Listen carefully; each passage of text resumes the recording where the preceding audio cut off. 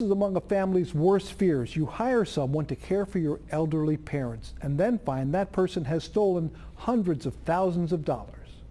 Our father died alone, and he has 6 children. 91-year-old Edward Whitehead's final years were difficult. Dementia was robbing him of his memory, and an attendant was draining his bank account. She portrayed herself as a caregiver. She immediately took over and controlled everything.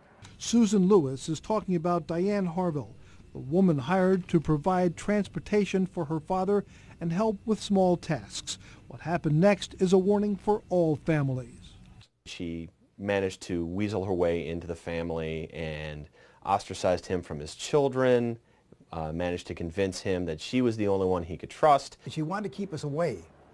If she could keep us away, that way we couldn't force her into court or get more information on her. Harvell convinced Whitehead to sign over his power of attorney. She then altered his will and forged notary public signatures, all without his family knowing. She signed all documents as if she were his daughter. She signed "Do not resuscitate." When Edward Whitehead died, none of his family knew. This woman was 10 steps ahead of us. The moment we found out our father was deceased, we found out that evening. The next morning, she was down there filing a forged will. The next morning, wow, that was fast. Postal inspectors began poring over bank records and surveillance video like this and verified Harvell stole hundreds of thousands of dollars.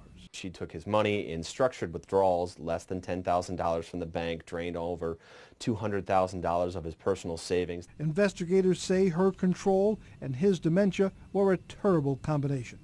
Senior citizens generally have savings or a decent amount of money and are generally easy targets because they're very trusted. Some advice from postal inspectors: don't wait until it's too late to set up a plan that protects your elderly loved ones. And be wary of any new person coming into your life, especially if you're dealing with a senior citizen or a parent, grandparent that suffers from dementia, Alzheimer's. What she's done, the woman has no feelings. There's something seriously mentally wrong with this woman. She absolutely has no heart whatsoever. Harvell now faces mail theft, ID theft, mail fraud, forgery, and several other charges. Postal inspectors say she could face up to 15 years in prison. Howard Ain, Local 12 Troubleshooter.